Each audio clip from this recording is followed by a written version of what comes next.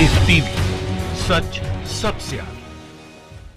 नमस्कार, मैं हूं Iqbal Parvez. The live TV में आपका स्वागत है। साथियों, पता चल गया है कि अर्नब गोस्वामी कौन से बिल में छुप कर बैठा है। जी हां, वो फरार बताया जा रहा था। जब से उसका कथित चैट लीक हुआ था तब से ये कहा जा रहा था कि अर्नब गोस्वामी भाग गया, अर्नब गोस्वामी फरार है, अर्नब गोस्वामी लापता है। लेकिन ये हकीकत है कि वो मुंबई से, महाराष्ट्र से भागा हुआ है। लेकिन उसका ये पता चल चुका है कि वो कौन सी जगह छुपा हुआ है। जी हाँ, वो गोदी में छुपा हुआ है अपने आकाओं की। और उनके आका कौन है ये आप सब जानते हैं। नरेंद्र मोदी हैं, अमित शाह हैं, योगी आदित्यनाथ हैं। ये सारे जो आका हैं उन्होंने उसे छुपा कर रखा है। हमारे बहुत ही विश्वसनीय सूत्र ने बताया है कि अर्नब गोस्वामी नोएडा के एक बड़े होटल में छुपा बैठा हुआ है। जी हाँ, वैसे वो दिल्ली में भी रह सकता था, लेकिन दिल्ली में नहीं रह सकता क्योंकि वहाँ पे अरविंद केजरीवाल की सरकार है। भले दिल्ली पुलिस अमित शाह के अंडर में है, लेकिन अरविंद केजरीवाल की सरकार है। वहाँ से पर्दाफाश हो सकता था, वहाँ पर कुछ भी हो सकता था।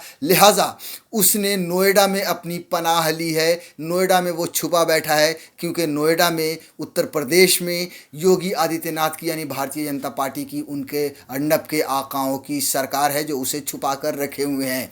उन्हें अगर अर्नब गोस्वामी को स्टूडियो में आना होता है या ऑफिस में आना होता है या कहीं जाना होता है तो हमारे सूत्र बताते हैं, बहुत ही विश्वसनीय सूत्र हैं जो बताते हैं कि दिल्ली पुलिस की गाड़ी में उसे छुपा कर ले जाया जाता है। और जब वो काम अपना पूरा कर लेता है तो दिल्ली पुलिस अपनी गाड़ी में उसे छुपा कर फिर उसी जगह पर पहुंचा देती है, उसी बिल में अर्नब गोस्वामी को छुपा देती है। साथियों, जब से अर्नब गोस्वामी का कथित चैट लीक हुआ है तब से हंगामा बरपा हो चुका है। जाहिर सी बात है, गोदी मीडिया तो नहीं दिखाएगी क्योंकि एक हमाम में सब नंगे हैं, सब वैसे ही हैं, सभी चाटुकार हैं। लेकिन सोशल मीडिया पर और कुछ वेबसाइट में, कुछ अखबारों ने हंगामा मचा दिया है। पूरा देश क्या, पूरी दुनिया थूक रही है। अर्नब गोस्वामी जो झूठा दिखावे का फर्जी राष्ट्रवाद दिखाते थे उसका पर्दाफाश हो चुका है। लिहाजा अर्नब गोस्वामी पर हर आदमी थूक रहा है।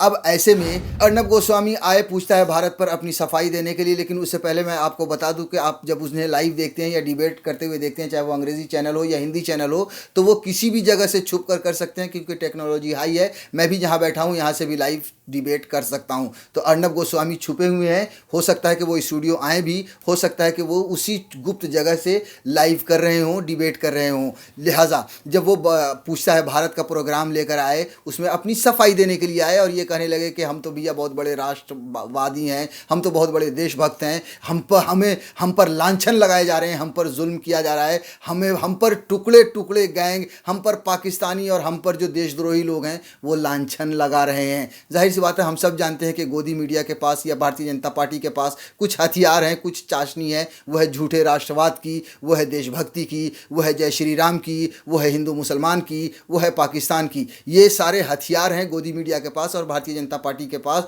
जिनके बल पर झूठी अफवाहें फैलाई जाती हैं, नफरत बांटे जाते हैं। लिहाजा अर्नब गोस्वामी जब आए तो उसी हथियार के साथ आए अपनी सफाई देने के लिए कि जब पुलवामा पर हमला हुआ था तो पूरे देश चाहता था बदला लेने के लिए। वही भावनाएं मेरी भी थी, लेकिन टुकड़े टुकड़े गैंग ने, देश विरोधियों ने हम पर अत्याचार किया है, हम पर झूठे लांछन लगाए हैं। ज़रा ये बताइए कि आपने जो चैट में कहा है, अर्नब गोस्वामी ने जो चैट में कहा है कि बहुत बड़ा होने वाला है, आपसे जो डिस्कशन हो रही है चैट में, उसमें ये कहा जा रहा है कि वो आदमी यानी बिग मैन यानी नरेंद्र मोदी पूरी तरह से चुनाव जीत जाएंगे। ये कैसे? आपको एयर स्ट्राइक होने से पहले खबर कैसे मिली, जबकि ये बहुत ही खुफिया जानकारी होती है। इसलिए ये झूठ बोलना तो कम से कम बंद करें कि मैंने पूरे देश की भावनाएं थी पाकिस्तान पर हमला करने की, पाकिस्तान से बदला लेने की भावनाएं अलग होती हैं। और एयर स्ट्राइक यानी जो आप कह रहे हैं कि होने वाला है और बहुत कुछ बड़ा होने वाला है, स्ट्राइक से भी बड़ा होने वाला है, ये बहुत ही खुफिया जानकारी होती है जो आप तक पहुंची और आपने लीक की। आप तक कैसे पहुंची, ये बहुत ही बड़ा सवालिया निशान है। साथियों, जैसा कि मैंने आपको पहले भी कहा कि अर्नब गोस्वामी का जो ये चैट लीक हुआ है उस पर बहुत ज़्यादा कम से कम गोदी मीडिया तो उसके बारे में नहीं बताएगी। लेकिन रवीश कुमार ने अपने फेसबुक पेज पर अपनी भावनाएं व्यक्त की हैं और उन्होंने एक बुझावल, हम लोगों को बचपन में एक बुझावल बुझाया करते थे कि तीतर के दो आगे तीतर, तीतर के दो पीछे तीतर, बताओ कितने तीतर। जी हाँ, रवीश कुमार ने भी उसी बुझावल से शुरुआत की है जो मैं आपको पढ़कर सुनाना चाहता हूँ। अर्नब के दो आगे अर्नब, अर्नब के दो पीछे अर्नब,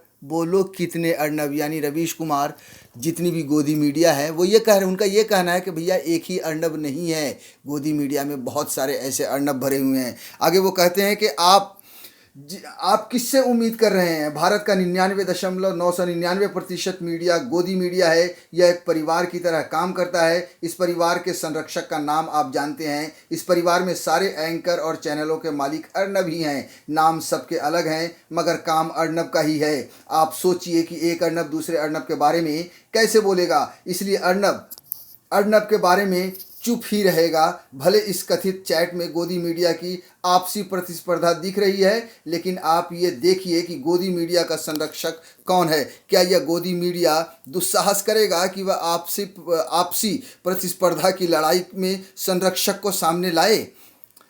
कभी नहीं करेगा। इसलिए वह अर्नब को बचाने के लिए चुप नहीं है, बल्कि अपने संरक्षकों को बचाने के लिए चुप है। जिस खेल को अर्नब के कथित चैट के जरिए उजागर किया जाने का दावा किया जा रहा है, वो कौन नहीं जानता। उस खेल में तो 99.999% गोदी मीडिया लाभार्थी है। तो कोई कैसे अपने अर्नब होने के खिलाफ अर्नब की पोल खोल दे। अर्नब सिर्फ एक न्यूज़ एंकर नहीं, वह एक समाज है। अर्नब के झूठ को देखने और दिन रात गटकने वाला समाज अर्नब बन चुका है। उस समाज की सोच में अर्नब और अर्नब के संरक्षक में फ़र्क की सीमा रेखा मिट चुकी है। उसके लिए संरक्षक ही अर्नब है और अर्नब ही संरक्षक है। तो वह समाज अर्नब और संरक्षक के लिए चुप रहेगा, जबकि वह समाज रक्षा और सेना को लेकर फर्जी राष्ट्रवाद का नारा बुलंद करता है ताकि अपने भीतर के सांप्रदायिकता को एक नैतिक रंग दे सके। उसके लिए न देशभक्ति अहम है और न राष्ट्रवाद, दोनों में अंतर होता है। खैर, इसलिए वह अर्नब के कथित चैट के बहाने राष्ट्रीय सुरक्षा को लेकर उठ रहे सवाल को लेकर सवाल नहीं करेगा, जवाब नहीं मांगेगा, चुप रहेगा, क्योंकि अब जब तक वह जीवित है इसी तरह के झूठ और प्रपंच के साथ जीने मरने के लिए अभिशाप्त है। मैं जानता हूं कि न्यूज़ चैनलों के जरिए भारत की जनता को दैनिक रूप से गुलाम बनाने का अभ्यास कराया जाता है और जनता किस हद तक गुलाम बन चुकी है उसका दैनिक परीक्षण किया जाता है। तभी तो जनता के 3.5 महीने तक सुशांत सिंह राजपूत की आत्महत्या खबर पर बतंगड़ी का महा कवरेज देखा था। इस समाज के बीच नैतिकता की कोई जगह नहीं बची है। यह समाज एक गिरोह और उसके सदस्यों की अनैतिकता का बचाव करने के लिए जिंदा है। तभी मैंने कहा था कि नागरिक या जनता के अधिकार की किसी भी लड़ाई का गोदी मीडिया को बहिष्कार या उसमें लड़ाई के बगैर कोई मतलब नहीं है। जब 99.999% मीडिया गोदी मीडिया हो जाए तो अब हर संघर्ष में इस बात का हिसाब होना चाहिए कि बगैर मीडिया के कैसे आंदोलन करना है। जो मीडिया के लिए आंदोलन करेगा उसकी मौत तय है, उसकी असफलता तय है। यह बात सिर्फ किसानों के लिए नहीं है, बल्कि नौकरी और परीक्षा को लेकर आंदोलन करने वाले छात्रों के लिए भी है। उनके अपने भीतर इस स्वाभिमान को पैदा करना ही होगा कि वो अपने आंदोलन से मीडिया को बाहर कर दे। नहीं करेंगे, कोई बात नहीं, उनकी मर्जी, मैं लोड नहीं लूँगा।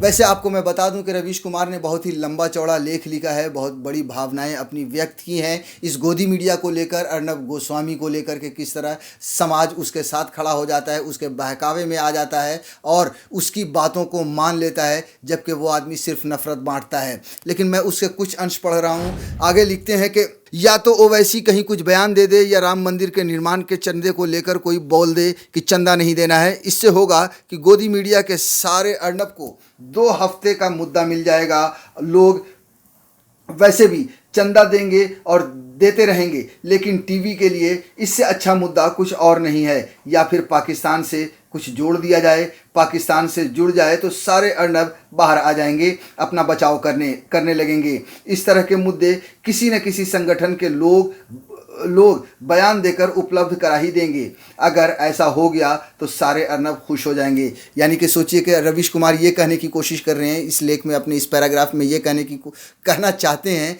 कि झूठा राष्ट्रवाद, राम मंदिर या उसके चंदे को लेकर अगर कोई विवाद खड़ा हो जाएगा और खड़ा किया जाएगा, कोई ना कुछ लोग खड़े हो जाएंगे जो इस तरह के विवादास्पद बयान देंगे और फिर जो पूरी गोदी मीडिया है उनकी आंखों से ये जो मुद्दा है अर्नब गोस्वामी का, उसके राजद्रोह का या उसके जो चैट जो लीक हुआ है वो फिर आंखों से ओझल हो जाएगा, गायब हो जाएगा। फिलहाल न्यूजीलैंड ने इस पर हिंदी में एक रिपोर्ट की है। नवभारत टाइम्स और टाइम्स ऑफ इंडिया में खबर छपी है।